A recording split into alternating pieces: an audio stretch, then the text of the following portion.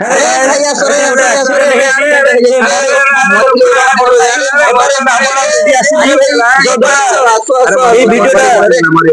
ରାଜ ସେଠି କଣ ହେଲା? ଲୋକମାନେ କଣ ଗହଳି କରିଛନ୍ତି? ଜାଣି କଣ ହଉଛି? ଚାଲ ଦେଖିବା। Hello guys, welcome to my YouTube channel. तो आपण माने देखि पारथिबे सांग माने एठी गोटे लोकटी एक्सीडेंट ହେଇची। से मरिबो कि बंचिबो ठीक नाही। आपण माने भी एई भलिया वीडियो देखिया पई चाहउचंती ताले मो चैनल को सब्सक्राइब कर देबे आ पाखर थिबा घंटी को जोर रे बाडे देबे। आपण माने भी मो भलिया वीडियो बने सिखिया पई चाहउचंती कि ताले सिखो ऐप डाउनलोड करंतु। Thank you. ଆରେ ଭାଇ ଏଠି କଣ ହେଲା? ଏମିତି ଗହଳି କରିଛ? भाई ए बाइक वाला ट्रक टे पिटी चली गला। ଲୋକଟାର କଣ୍ଡିସନ ସିରିୟସ ଅଛି, ହେଲେ ତମେ ସବୁ ଠିଆ ହେଇକି ଏଠି ଭିଡିଓ କରୁଛ, କେହି ଜଣେ ସାହାଯ୍ୟ ବି କରୁନ। ଶିବୁ ତୁ ଆମ୍ବୁଲାନ୍ସକୁ କଲ୍ ଲଗେଇଲୁ।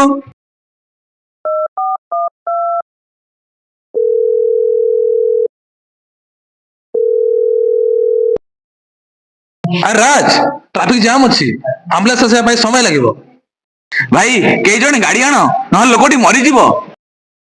ଗାଡିକି ଜଗିଲେ ହବନି, ଚାଲ ଲୋକଟିକୁ ଆମେ ହସ୍ପିଟାଲ ନେଇଯିବା। ତୁମେ ସବୁ ଅଲାଜୁକ ମାନେ ଠିଆ ହେଇଛ ଏଠି, ଚାଲିଯିବ ଏଠୁ। ଶିବାନୀ, ଏ ପିଲାଟା କିଏ ଜାଣିଛୁ କି? ଆରେ ଏ ପା ମୋ ସିନିୟର ରାଜ ଭାଇ, ସବୁବେଳେ ସମସ୍ତଙ୍କୁ ସାହାଯ୍ୟ କରନ୍ତି। ସେ ବହୁତ ଭଲ।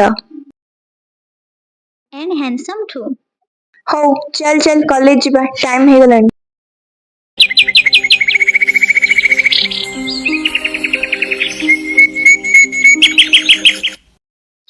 ମଉସା ଏତେ ଥଣ୍ଡାରେ ବାହାରେ କାହିଁ ବସିଛନ୍ତି? ଯାଉନାହାନ୍ତି ଘରେ ବସିବେ। କଣ କରିବି ରେ ପୁଅ, ପୁଅଟା ବାହା ହେଲା ପରେ ଘରୁ କାଢିଦେଲା। ପାଖରେ ନା ଖାଇବାକୁ କଣ ଅଛି ନା ପିନ୍ଧିବାକୁ, ରାସ୍ତାରେ ଯାହା ମିଳିଲା ଖାଇଦିଏ, ଗଛ ତଳେ ଶୋଇ ପଡେ ରେ ବାପା। ମଉସା ଏଇଟା ପିନ୍ଧିଲା ଆଗ, ତମେ ପୋଲିସ କମ୍ପ୍ଲେନ କରୁନ କାହିଁକି? କଲେ କଣ ହେବ ରେ ବାପା, ପୁଅ ଆଜି ନେଇଯିବ ପୁଣି ମାରପିଟ କରିବ, ମୁଁ ସେ ଘରକୁ ଆଉ ଯିବିନି। ହଉ ମଉସା ଚାଲ, ମୁଁ ତୁମକୁ ବୃଦ୍ଧାଶ୍ରମ ନେଇ ଛାଡି ଆସିବି।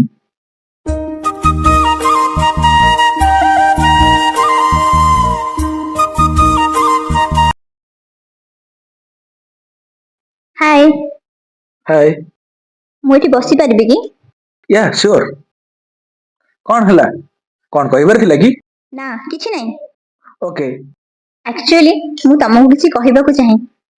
ହଁ କୁହ। ମୁଁ ତମକୁ ଆକ୍ସିଡେଣ୍ଟ ଦିନ ଦେଖିଥିଲି। ସେଦିନ ଆକ୍ସିଡେଣ୍ଟରେ ସମସ୍ତେ ଭିଡିଓ କରୁଥିଲେ, ହେଲେ କେହି ସେ ଲୋକଟିର ସାହାଯ୍ୟ କରିନଥିଲେ। But you are different. ତମେ ନ ଡରି ଲୋକଟିର ସାହାଯ୍ୟ କରିଥିଲ ଓ ଲୋକଟିକୁ ବଞ୍ଚାଇଥିଲ। ଓହ, ସେଇଟା କିଛି ନାହିଁ, ତାହା କରିବା ମୋ କର୍ତ୍ତବ୍ୟ ଥିଲା। ଯେକୌଣସି ଭଲ ଲୋକ ତାହା ହିଁ କରିଥାନ୍ତା। କିନ୍ତୁ କେହି ତ କରିନଥିଲେ ନା। ମୁଁ ଆସିବା ଦିନଠାରୁ ତୁମକୁ ଦେଖୁଛି, ସବୁବେଳେ ନିସ୍ୱାର୍ଥପର ହୋଇ ଲୋକଙ୍କୁ ସାହାଯ୍ୟ କର। ସମସ୍ତଙ୍କ ସହ ନମ୍ରତାର ସହ କଥା ହୁଅ। ମୁଁ ସବୁବେଳେ ଏମିତି, ହେଲେ ମୁଁ ଏ ବିଷୟରେ କଥା ହେବାକୁ ପସନ୍ଦ କରେ ନା। ଟିକେ ଶୁଣ, ଏହି କାରଣରୁ ତ ମୁଁ ତମକୁ ଭଲ ପାଇ ବସିଛି। ମତେ ଭଲ ପାଇ ବସିଛ? ହଁ, ମୋ ମନର ଭାବନାକୁ ମୁଁ ଆଉ ଅଧିକ ଦିନ ଲୁଚାଇ ରଖିପାରିଲି ନାହିଁ, ସେଥିପାଇଁ କହିଦେଲି। ମତେ ଏ ବିଷୟରେ ଭାବିବାକୁ କିଛି ସମୟ ଦିଅ, ମୁଁ ତାପରେ ମୋ ଉତ୍ତର ଦେବି। ମୁଁ ଜଲ୍ଦିରେ କିଛି ଡିସିସନ ନେବାକୁ ଚାହେଁନି। କିନ୍ତୁ ମୁଁ ଆଶା କରେ ତୁମେ ହଁରେ ଉତ୍ତର ଦବ। ମୁଁ ତୁମ ଉତ୍ତର ଅପେକ୍ଷାରେ ରହିବି। Okay bye. ବାଏ। ହାଏ, ମୁଁ କିଛି ସାହାଯ୍ୟ କରିପାରିବି କି? ହାय ରାଜ, ତମେ କେତେବେଳେ ଆସିଲ? ଏଇନେ ଆସିଲି, ଟିକେ ବସିକି କଥା ହେଇପାରିବା କି? ହଁ ନିଶ୍ଚିତ। ମୁଁ ସେଦିନ ଲାଇବ୍ରେରୀ କଥା ଭାବିଲି, ଆଉ ଆଉ ଆଉ କଣ? ଆଉ ଅନୁଭବ କଲି ଯେ ଏତିକି ଦିନ ଭିତରେ ମୁଁ ବି ତୁମକୁ ଭଲ ପାଇ ବସିଛି। ସତରେ ମୁଁ ଆଜି ବହୁତ ଖୁସି। ମୁଁ ତରବର ହୋଇ ଡିସିସନ ନେବାକୁ ଚାହୁଁନଥିଲି, କିନ୍ତୁ ମନରୁ କହିବା ପାଇଁ ସମୟ ନେଇଥିଲି। ସେଇଥିପାଇଁ ତ ମୁଁ ତୁମକୁ ବହୁତ ଭଲ ପାଏ। I love you Rekha. I love you too ରାଜ।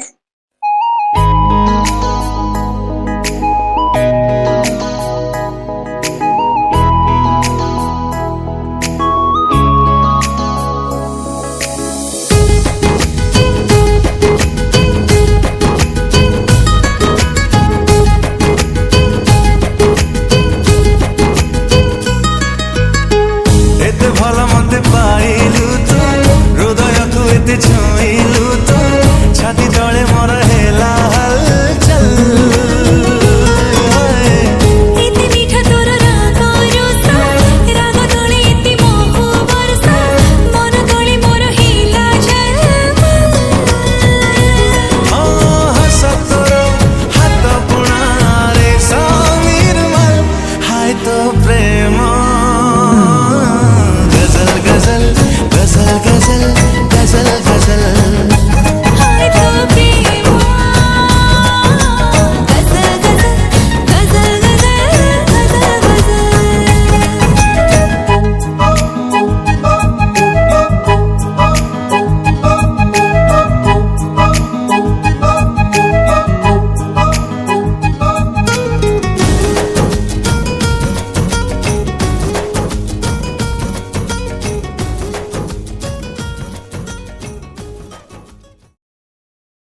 ଆରେ ରାଣା ଏ ସୁନ୍ଦରୀଟା ସହ ଏ ଟୋକାଟା କିଏ କିରେ? ଭାଇ ଫାଷ୍ଟ ଟୋକିଟା ସହ ରାଜ ଅଛି ପରା। ରାଜ? ହଁ ଭାଇ, ସେ ପରା ଅଟୋ ଡ୍ରାଇଭରର ପୁଅ। ହେଲେ ଏଇ ସୁନ୍ଦରୀ ପ୍ରଜାପତିଟା ତାକୁ ଧରା ଦେଲା କେମିତି କିରେ? ହଁ ପରା ଭାଇ, ଏ ଭିକାରିଟାକୁ କେମିତି ପଟେଇଲା କେଜାଣି। ମୋ ମତରେ ଏ ଝିଅଟିର ଯୋଡି ତମ ସହ ଭଲ ମାନିବ। ଏକଦମ ଠିକ। ତାହେଲେ ଟ୍ରାଏ ନ କଲେ କଣ ହବ? ଟ୍ରାଏ କଣ ଭାଇ, ତମ ସମ୍ପତ୍ତି ଓ ଷ୍ଟାଟସ ଦେଖି ନିଶ୍ଚିତ ପଟିବ। ତା ଛଡା ତମ ସମ୍ଭ୍ରାତ ପରିବାର ଆଗରେ ଭିକାରିଟାର ଅକାତ କଣ? ହଉ ଚାଲ ଯିବା, ଯାହା କରିବାର ଅଛି କାଲି କରିବା। ଭାଇ ସେଠି ଆମର ହରିଆଟା ବସିଛି ବୋଧେ। ଚାଲିଲୁ ଦେଖିବା। ଆରେ ହରିଆ, କଣ ହେଲା କିରେ ଏମିତି ମୁହଁଟା କରି ବସିଛୁ? ନାଇଁ ଭାଇ, କିଛି ନାହିଁ। ଆରେ କହୁନୁ। ଆରେ କହୁନୁ, ଭାଇ ପଚାରୁଛନ୍ତି ପରା। କିଛି ନାହିଁ ଯେ ଭାଇ, 10 ଲକ୍ଷ ଟଙ୍କା ଦରକାର ଥିଲା। ଆରେ ମୁଁ ଅଛି ପରା, ଟେନସନ କାହିଁକି ନଉଛୁ? ଏଇ ନେ, ଏଇ ନେ 50,000 ଟଙ୍କା କ୍ୟାଶ। ଆରେ ରାଣା, ଚେକ ବୁକ୍ ଟା ଆଣିଲୁ। ଏଇ ନେ ବ୍ଲାଙ୍କ ଚେକ୍। ତୋର ଯେତେ ଦରକାର ସେତେ ଆମାଉଣ୍ଟ ପକେଇଦବୁ। ଏବେ ଖୁସି ତ? ଆରେ ତଥାପି କାହିଁକି ମୁହଁଟା ଶୁଖେଇଛୁ? ଆରେ ଆଉ କଣ ଦରକାର କହ? ନାଇଁ ଭାଇ, ଗୋଟେ ମାଣ୍ଡୁଟେ ଦରକାର ଥିଲା। ଚୁପେ, ତୁ କାହା ଆଗରେ ଠିଆ ହେଇ କଣ କହୁଛୁ ଜାଣିପାରୁଛୁ ତ? ଭାଇ ଆଜି ପର୍ଯ୍ୟନ୍ତ ଗୋଟେ ଟୋକି ପଟେଇ ପାଇନାହାନ୍ତି। ସିଙ୍ଗିଲ ଅଛନ୍ତି, ତତେ ଆଣିକି ଟୋକି କୋଉଠି ଦେବେ? ଚୁପେ, କମେଡି କରୁଛୁ ମୋ ସହ? ହଉ ଚାଲ ଏଠୁ।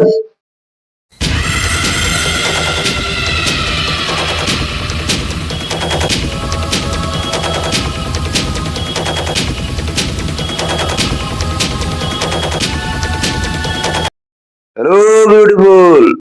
ଏକ୍ସକ୍ୟୁଜ ମି, ତମେ କିଏ? ତମେ କିଏ? ମୁଁ ମୁଁ ଭାଲୁ।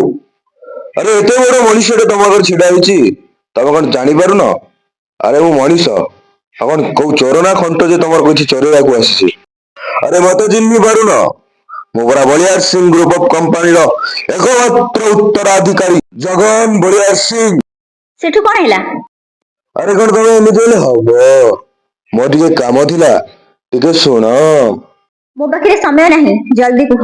I love you. ହ୍ୱାଟ? ମାନେ ମୁଁ ତମକୁ ଭଲ ପାଏ। ଦେଖ, ତୁ ମୋର ଭାରି ପସନ୍ଦ, ଆଉ ମୁଁ ଭାବୁଛି ମୁଁ ବି ତତେ ପସନ୍ଦ ଆସିଥିବି। ତେଣୁ ସେ ଭିକାରୀଟାର ହାତ ଛାଡ, ମୋ ସହ ଚାଲ, ତତେ ରାଣୀ କରି ରଖିବି। ସେ ଭିକାରୀଟା ପାଖରେ କଣ ଅଛି? କିଛି ନାହିଁ। ଚାକିରିଟେ କରିବ କି ନାହିଁ ଠିକ ନାହିଁ, ହେଲେ ମୁଁ ଜଣେ କୋଟିପତି, ବସି ଖାଇଲେ ବି 7 ପୁରୁଷ ଯାଏ ସରିବନି। ତେଣୁ ଠିକ ଭାବରେ ଭାବ, ମୋ ସହ ରାଣୀ ହେଇ ରହିବୁ ନା ସେ ଭିକାରୀଟା ସହ ଭିକ ମାଗିବୁ? So think again and reply me soon. Okay, bye darling. ସପନ ସହରେ ଗୋଟେ ତୋଳିଛି ଘର, ମନ ରାଇଜରେ ପ୍ରେମ ବଣିଜ ମୋର। ତୁ ହଁ କର କି ନା କର, ତୁ କେବଳ ମୋର।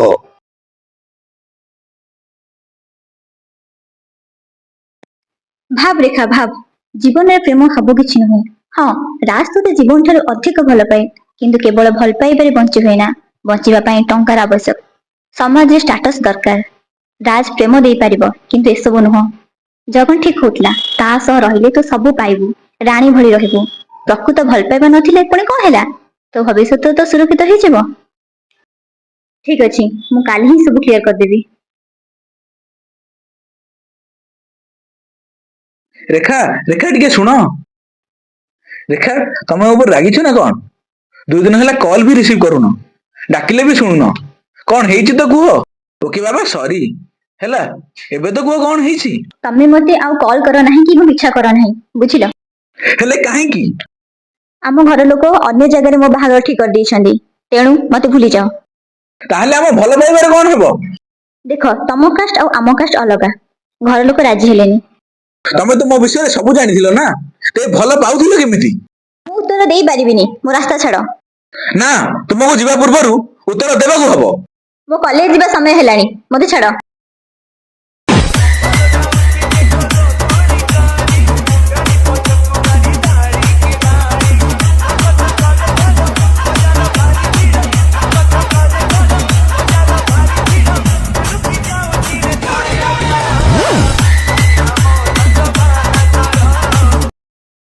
मङ्गलं भगवान् विष्णुः मङ्गलं गरुणध्वजः मङ्गलं पुण्डरीकाक्षः मङ्गलायतनो हरिः।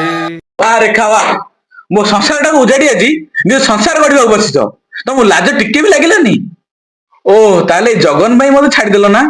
କଣ ଅଭାବ ଥିଲା ମୋ ଭଲ ପାଇବାରେ? କୁହ କୁହ ରେଖା, ଆଜି ତମକୁ କହିବାକୁ ହେବ। ଶୁଣିବାକୁ ଚାହୁଁଛ? ତେବେ ଶୁଣ। ତମ ରୋଜଗାର କଣ? ତମେ କାମ କଣ କର? କିଛି ନାହିଁ। ସମାଜରେ ତମର ଷ୍ଟାଟସ ନାହିଁ, ସମ୍ପତ୍ତି ନାହିଁ। ତେବେ ଜୀବନଟା ସାରା ତମ ହାତ ଧରି ଚାଲିବେ କିପରି? ତମ ସହ ରହି କଷ୍ଟ ପାଇବା ଅପେକ୍ଷା ଜଗନ ସହ ରହିବା 100 ଗୁଣ ଭଲ। ସେ ଜଣେ ସମ୍ଭ୍ରାନ୍ତ ପରିବାର ପୁଅ, କୋଟିପତି। ତାଙ୍କ ଷ୍ଟାଟସ ଆଗରେ ତମେ କିଛି ନୁହଁ। ତମେ ଜଣେ ଭ୍ୟାଲୁଲେସ୍ ପର୍ସନ, ଜଣେ ଭିକାରୀ। ଉତ୍ତର ପାଇଗଲ? Now get lost.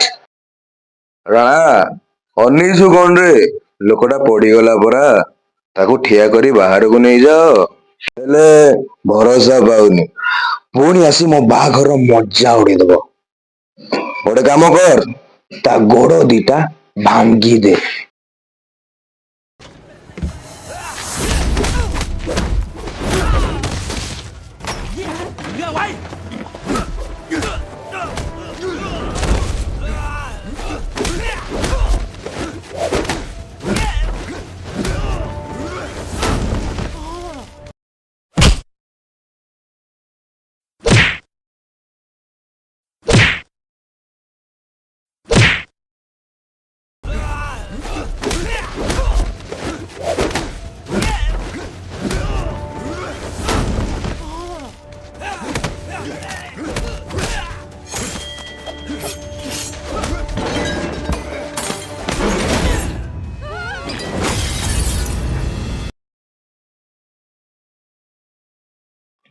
ଚାଲ ସାଙ୍ଗ, ଏମିତିକା ସ୍ଥାନରେ ତୋ ପ୍ରେମର ମୂଲ୍ୟ କିଛି ନାହିଁ।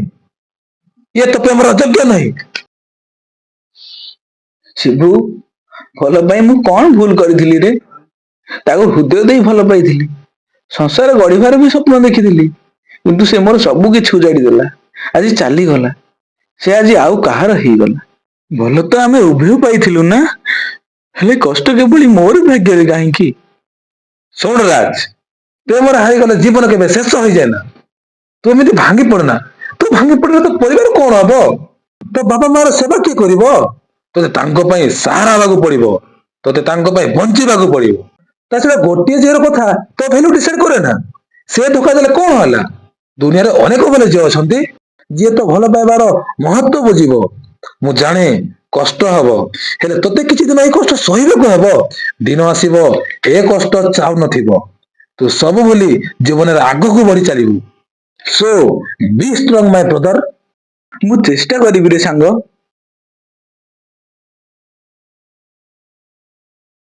ହେଲୋ ସୁଇଟହାର୍ଟ, କଣ କରୁଛ? ଆଉ କଣ ଆଜି ସନ୍ଧ୍ୟାରେ ଫ୍ରି ଅଛ? ତାହେଲେ ମୋ ଫାର୍ମ ହାଉସ ଆଡେ ଟିକେ ଆସ। ଆରେ ଆଜି ପରା ସଣ୍ଡେ ଟା। ଜଗନ, ତମେ କାହା ସହ କଥା ହଉଛ? ଡାର୍ଲିଂ ଟିକେ ରହିଲ। ମୁଁ ଯାହା ସହ କଥା ହେଲି ପଚାରିବାକୁ ତୁ କିଏ? ମୁଁ ତମ ସ୍ତ୍ରୀ। ସ୍ତ୍ରୀ? ଆଲୋ ସ୍ତ୍ରୀ ନୁହଁ, ତୁ ମୋ ଗୋଡର ଜୋତା ସହ ସମାନ। ଜଗନ! ଏ ଜଗନ ବଳିଆରସିଂହର ଉଚ୍ଚାସ ଶୁଣିବାର ଅଭ୍ୟାସ ନାହିଁ ତ ଭଲ ହେବ ପାଟି ଚୁପ କରି ରହ। ସ୍ତ୍ରୀ ଥାଉ ଥାଉ ଅନ୍ୟ ଝିଅ ସହ ବୁଲୁଛ, ତମକୁ କଣ ଲାଜ ଲାଗୁନି? ଆଲୋ ମୁଁ ପରା ଗୋଟେ ପାଗଳ ଭଅଁର, ଗୋଟେ ଫୁଲରେ କଣ ମୋ ମନ ଭରିବ? ମୁଁ ଚାଲିଲି, ବାଏ।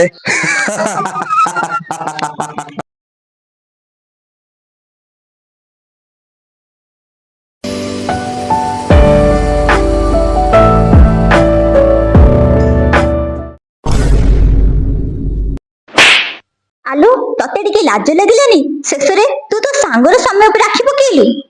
ଆଉ ତମେ ଜଣେ ବିବାହିତ ପୁରୁଷ ହୋଇ ଦିନ ଦି ପରେ ଅନ୍ୟ ଝିଅ ସହ ବୁଲୁଛ, ତମକୁ ଲାଜ ଲାଗୁନି? ଆରେ ତୋ ସାହସ ତ କମ ନୁହେଁ। ଆଜି ପର୍ଯ୍ୟନ୍ତ ମୋ ବୋପା ମୋ ଉପରେ ହାତ ଉଠେଇନି, ହେଲେ ତୁ ମତେ ବିଚ ବଜାରରେ ଚାପୁଡା ମାରିଦେଲୁ। ମରିବୁ ଲୋ, ତୁ ଆଜି ମୋ ହାତରେ ନିଶ୍ଚିତ ମରିବୁ।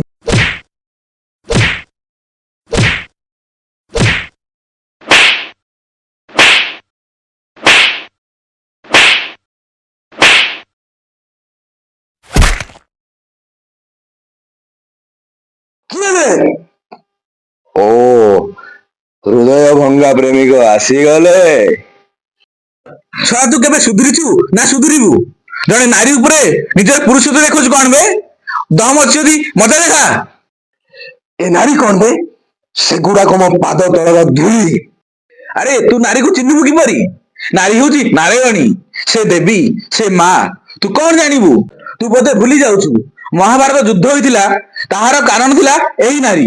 ସୁନାର ଲଙ୍କା ଧ୍ୱଂସ ହୋଇଥିଲା, ତାହାର କାରଣ ଥିଲା ଏହି ନାରୀ। ଆଜି ତୁ ବି ମରିବୁ, ତାହାର କାରଣ ହବ ଏହି ନାରୀ। ଆବେ ଆ!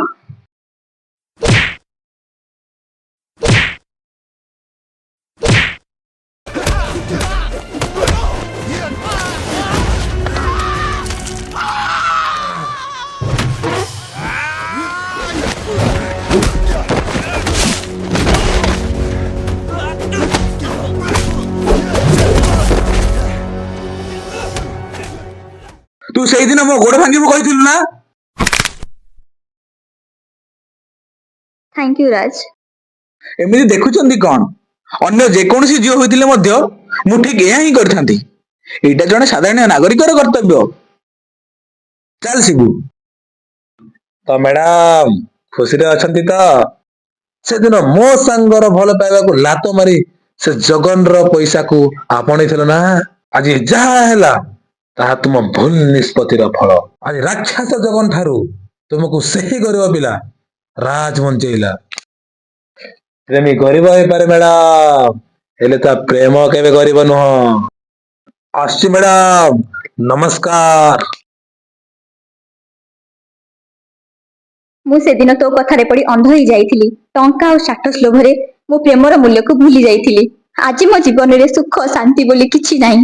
ଏସବୁ ମୋ କର୍ମର ଫଳ। କିନ୍ତୁ ପଶ୍ଚାତାପ କରିବାର ସମୟ ଚାଲି ଯାଇଛି। ମୁଁ ଯାହା କରିଛି ତାହା ତ ଠିକ କରିପାରିବିନି, ହେଲେ ଯାହା ପାଇଁ ହେଇଛି ତାକୁ ଛାଡିବିନି। ଜଗନ ବଳିୟାର ସିଂ, ଏସବୁ ଘଟଣାର ମୂଳ କାରଣ ତୁ। ତତେ ମୁଁ ଛାଡିବିନି। ସବୁ କାରଣ ମୁଁ। ଏସବୁର କାରଣ ମୁଁ ନୁହଁ, ତୁ।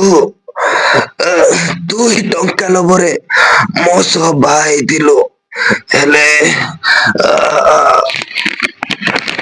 ହେଲେ ଦୋଷୀ ହେଲି ମୁଁ।